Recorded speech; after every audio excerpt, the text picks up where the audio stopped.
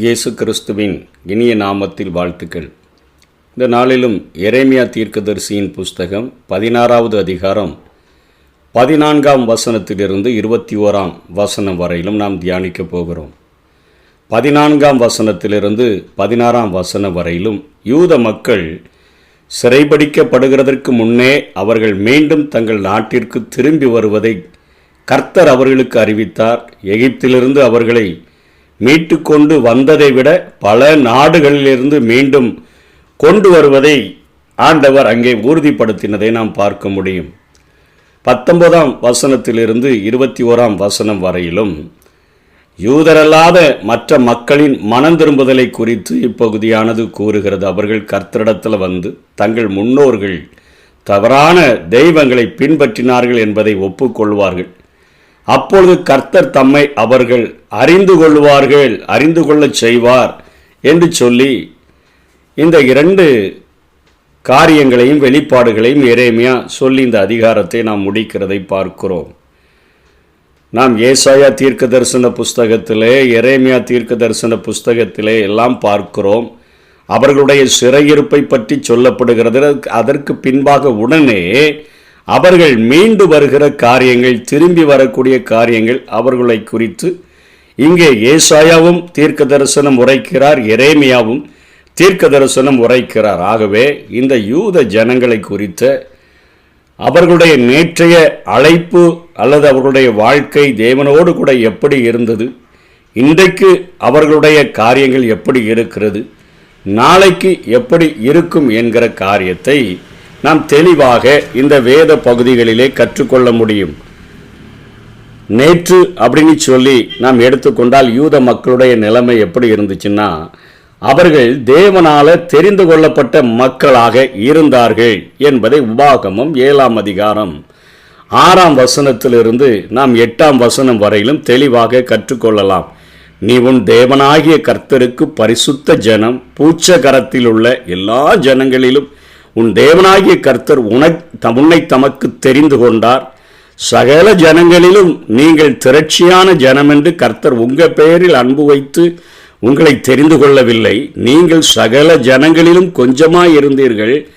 கர்த்தர் உங்களில் அன்பு கூர்ந்ததினாலும் உங்கள் பிதாக்களுக்கு இட்ட ஆணையை காக்க வேண்டும் என்பதினாலும் கர்த்தர் பலத்த கையினால் உங்களை புறப்பட பண்ணி அடிமைத்தன வீடாகிய எகிப்தினின்றும் அதன் ராஜாவான பார்வோனின் கையினின்றும் உங்களை மீட்டு கொண்டார் என்று சொல்லி இஸ்ரவேல் தேசமே உருவான ஒரு காரியத்தை குறித்து இங்கே மோசே தெளிவாக சொல்லுகிறதை பார்க்கிறோம். நீ நிறைய இருக்கிறதுனால உன் மேலே அன்பு வச்சு ஒன்று அழைக்கலை. நீ கொஞ்சமாக இருந்த உன் மேலே வச்ச அன்பு நிமித்தமாக, உன் பிதாக்களுக்கு இட்ட ஆணை நிமித்தமாக தான் கர்த்தர் தன்னுடைய பலத்த கைகளினால் உன்னை புறப்பட பண்ணி அடிமைத்தன வீடாக எகிப்திலிருந்து அந்த ராஜாவினிடமிருந்தும் ஆண்டவர் உன்னை மீட்டு கொண்டு வந்தார் என்று சொல்லி தேவனால தெரிந்து கொள்ளப்பட்ட ஜனங்கள் என்கிற ஒரு முத்திரையரோடு கூட அவர்கள் வாழ்ந்து வந்தனர். தேவனுக்கு பிரியமானவர்களாக, உடன்படிக்கையின் மக்களாக இருந்தனர் என்பதையும் ரோமர் அங்கே 9ஆம் அதிகாரம் 4ஆம் வசனம் 5ஆம் வசனத்திலே பவுல் தெளிவாக அவர் சொல்லுகிறதை பார்க்கிறோம். இந்த காரியங்களை எல்லாம் பவுல் எடுத்து எழுதுகிறார். 9ஆம் அதிகாரம் 4ஆம் வசனத்தில் அவர்கள் இஸ்ரவேலரே, அவங்களுக்கு என்னெல்லாம் இருந்துன்னு சொல்றாரு. புத்திர சுவிகாரம் அவங்களுக்கு தான் சொந்தம், மகிமை அவர்களுக்கு தான் சொந்தம், உடன்படிக்கைகளும் நியாயப்பிரமாணமும் தேவ ஆராதனையும் வாக்கு தத்தங்களும் அவர்களுடையவைகளே. அவர்களுக்காகத்தான் முதல்ல இந்த பூமியில அவைகள் ஏற்படுத்தப்பட்டன. புத்திர சுவிகாரம், மகிமை, உடன்படிக்கை, நியாயப்பிரமாணம், தேவ ஆராதனை, வாக்கு தத்தங்கள். அதை தொடர்ந்து பிதாக்கள் அவர்களுடையவர்களே, மாம்சத்தின்படி கிறிஸ்துவும் அவர்களில் பிறந்தாரே. இவர் என்றென்றைக்கும் ஸ்தோத்தரிக்கப்பட்ட சர்வத்துக்கும் மேலான தேவன், ஆமேன் என்று சொல்லுகிறார். தெரிந்து கொள்ளப்பட்ட ஜனமாக இருந்தனர். தேவனுக்கு பிரியமானவர்களாக, உடன்படிக்கையின் மக்களாக, அவர்களுக்காகத்தான் நியாயப்பிரமாணம், அவர்களுக்காகத்தான் தேவனுடைய ஆராதனை, அவர்களுக்காகத்தான் மகிமை என்று சொல்லி வரிசையா சொல்றாரு. அவங்களுக்கு தான் வாக்கு தத்தங்கள், அவங்களுக்கு தான் புத்திர சுவிகாரம். இவைகளையெல்லாம் பெற்ற ஜனங்களாக, உடன்படிக்கையின் மக்களாக அவர்கள் இருந்தார்கள். பின்பு அந்த ரோமர் 10:21 அவர் சொல்லுகிறார், அவர்கள் கீழ்ப்படியமை உடையவர்களாக மாறிவிட்டார்கள் என்று சொல்லி. இஸ்ரவேலரை குறித்தோ கீழ்ப்படியாதவர்களும் எதிர்த்து பேசுகிறவர்களுமாயிருக்கிற ஜனங்களிடத்திற்கு நாள் முழுவதும் என் கைகளை நீட்டினேன் என்று அவன் சொல்லி இருக்கிறான் என்று சொல்லி இங்கே 10ஆம் அதிகாரம் ரோமர் 21 பவுல் சொல்லுகிறார்.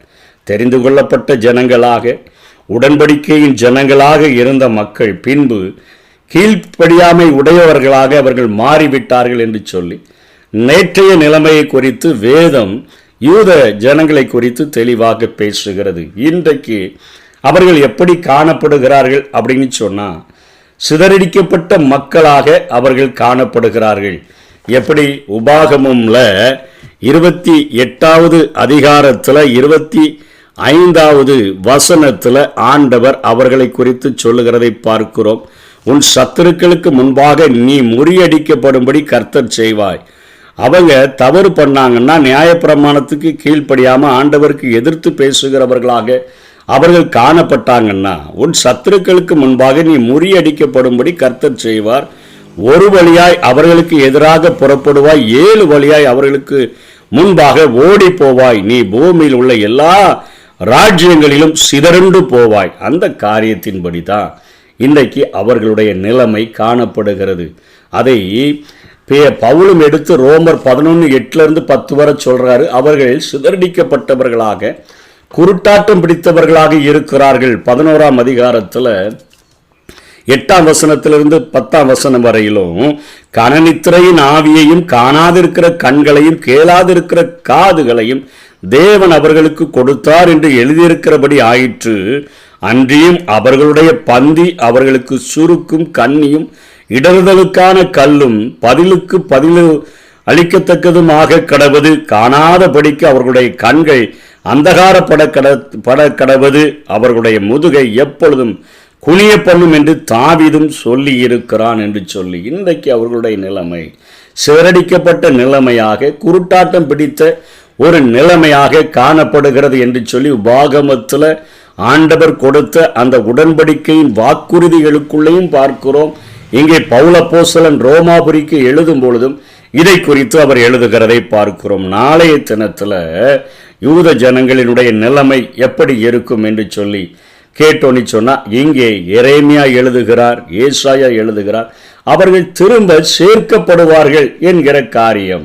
எரேமியா 31ஆம் அதிகாரம் 27, 28 அவர்கள் திரும்ப சேர்க்கப்படுவார்கள் என்கிற காரியங்கள் சொல்லப்படுகிறது.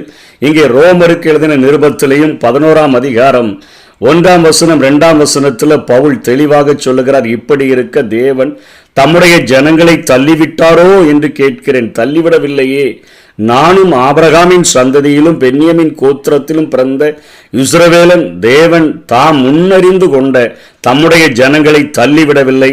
எலியாவை குறித்து சொல்லிய இடத்தில் வேதம் சொல்லுகிறதை அறியீர்களா? அவன் தேவனை நோக்கி, கர்த்தாவே, உம்முடைய தீர்க்கதரிசிகளை அவர்கள் கொலை செய்து உம்முடைய பலிபிடங்களை இடித்து போட்டார்கள், நான் ஒருவன் மாத்திரம் மீந்திருக்கிறேன் என்று சொல்லுகிறானே என்று சொல்லிட்டு திரும்ப தொடர்ந்து அவர் பேசுகிறார். 25வது வசனங்கள் 26வது வசனங்கள்ல சொல்றாரு, மேலும் சகோதரரே, நீங்கள் உங்களையே புத்திமான்கள் என்று எண்ணாதபடிக்கு ஒரு ரகசியத்தை நீங்கள் அறிய வேண்டும் என்றிருக்கிறேன். அதனெனில் புறஜாதிகளுடைய நிறைவு உண்டாகும் வரைக்கும் இஸ்ரவேலில் ஒரு பங்கு கடினமா மனதுண்டாயிருக்கும். இந்த பிரகாரம் இஸ்ரவேல் எல்லாரும் ரட்சிக்கப்படுவார்கள். மீட்கிறவர் சியோனிலிருந்து வந்து அவபக்தியை யாக்கோப்பை விட்டு விளக்குவார் என்றும் என்று சொல்லி எழுதப்பட்டிருக்கிறதை பார்க்கிறோம். இவர்களுடைய கடினத்தின் நிமித்தமாகத்தான் இன்றைக்கு புறஜாதிகளாகிய நமக்கு ஒரு மிகப்பெரிய ரட்சிப்பு வந்திருக்கிறது என்று சொல்லி அவர்கள் திரும்ப சேர்க்கப்படுகிற நாட்களுக்கு முன்பாக, அதாவது நல்ல ஒலிவ மரத்தினுடைய கிளைகளெல்லாம் முறிக்கப்பட்டு காட்டு ஒலிவ மரத்தின் கிளைகளாக இருந்த நம்மை ஆண்டவர் அந்த ஒலிவ மரத்தில் ஒட்ட வைத்து அது நம்மை ஒட்டு மரமாக மாற்றி, நம்ம தேவனற்றவர்களாக இருந்த நம்ம, காணியாட்சிக்கு புறமாயிருந்த நம்ம, புத்திர சுவிகாரம் அற்றவர்களாக இருந்த நம்மை ஆண்டவர் அதோடு கூட சேர்த்து அந்த அவர்கள் திரும்ப சேர்க்கப்படுகிற நாட்களுக்குள்ளாக நம்மை ஆண்டவர் அவருக்கென்று ஆதாயப்படுத்துகிறதை பார்க்கிறோம். அதைத்தான் இங்கே அழகாக பவுல் சொல்லுகிறார். அங்கே கொஞ்சம் பேருடைய மனம் கடினப்பட்டு இருக்கும். ஏன்னா புறஜாதிகளில் ரட்சிக்கப்படுகிறவர்களுடைய நிறைவு அங்கே உண்டாக வேண்டும் என்று சொல்லுகிறார். அதனால் வருகிற நாட்களில் யூத ஜனங்கள் திரும்ப சேர்க்கப்படுவார்கள் என்று சொல்லியும் அவர்கள் ஆசீர்வதிக்கப்பட்ட மக்களாக அவர்கள் விளங்குவார்கள் என்பதை ஆதியாகமம் 12ஆம் அதிகாரம் 2ஆம் வசனம் 3ஆம் வசனத்திலேயே ஏற்கனவே ஆண்டவர் தெளிவாக வாக்கு கொடுத்து விட்டார். நான் உன்னை பெரிய ஜாதியாக்கி உன்னை ஆசீர்வதித்து உன் பெயரை பெருமைப்படுத்துவேன், நீ ஆசீர்வாதமாய் இருப்பாய், உன்னை ஆசீர்வதிக்கிறவர்களை ஆசீர்வதிப்பேன், உன்னை சபிக்கிறவனை சபிப்பேன், பூமியில் உள்ள வம்சங்கள் எல்லாம் உனக்குள் ஆசீர்வதிக்கப்படும் என்று சொன்னார். இது 1000 வருட அரசாட்சியில் ஆண்டவர் பூமியில் உள்ள வம்சங்களை எல்லாம் இஸ்ரவேலுக்குள்ளாக இருந்து ஆசீர்வதிக்க போகிறார். நாளைய நிலைமையில் அவர்களுடைய காரியங்கள் எப்படி இருக்கும்?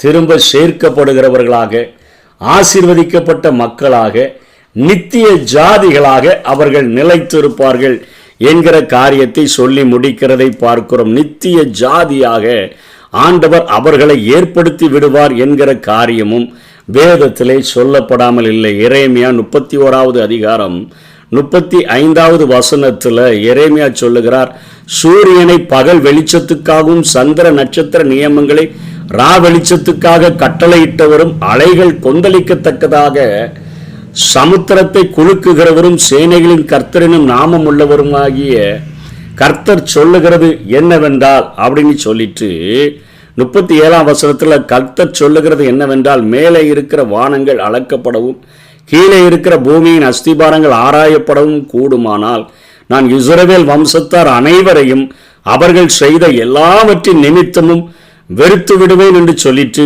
இதோ நாட்கள் வரும் என்று கர்த்தர் சொல்லுகிறார். அப்பொழுது இந்த நகரம் அனானேலியேலின் கோபுரம் முதல் கோடி வாசல் மட்டும் கர்த்தருக்கென்று கட்டப்படும் என்று சொல்லி நித்திய ஜாதிகளாக அவர்கள் நிலைத்திருக்கிற காரியங்களை சொல்லி அங்கே முடிக்கிறதை நாம் பார்க்கிறோம். ஆண்டவர் இந்த ஜனங்களை நித்திய ராஜ்யாவாக, நித்திய ராஜ்யங்களாக, ஜாதிகளாக ஆண்டவர் ஏற்படுத்தி விடுவார் என்கிற காரியத்தை சொல்லி முடிக்கிறதை பார்க்கிறோம். ஆகவே நேற்றைய நிலைமையில் அவர்கள் தெரிந்து கொள்ளப்பட்ட ஜனங்களாக, தேவனுக்கு பிரியமான உடன்படிக்கையின் ஜனங்களாக இருந்தவர்கள் கீழ்ப்படியாமையினால அவர்கள் விலகி போனார்கள். இன்று சிதறடிக்கப்பட்ட மக்களாக, குருட்டாட்டம் பிடித்தவர்களாக காணப்படுகிறார்கள். நாளைய தினத்தில் அவர்கள் திரும்ப சேர்க்கப்படுவார்கள், ஆசீர்வதிக்கப்பட்ட மக்களாக விளங்குவார்கள், நித்திய ஜாதியாக அவர்கள் நிலைத்திருப்பார்கள் என்கிற காரியத்தையோடு கூட இவர்களுடைய நிலைமையை குறித்து ஏசாயாவும் எரேமியாவும் தீர்க்கமாக சொல்லுகிறதை பார்க்கிறோம். அவர்கள் சேர்க்கப்பட உலகத்தினுடைய முடிவு நெருங்கிவிட்டது என்பது நமக்கு அது ஒரு ஆதாரமாக அது நமக்கு சொல்லப்படுகிறது. உலகம் முடிவை நோக்கி நகர்ந்து கொண்டிருக்கிறது. அங்கே அவர்கள் சேர்க்கப்படுகிற அந்த நாளிலே சபையாகிய மணவாட்டியானது எடுக்கப்பட்ட பின்பு இந்த பூமியில் 7 வருடங்கள் சத்ருவினுடைய ஆட்சி நடக்கும்.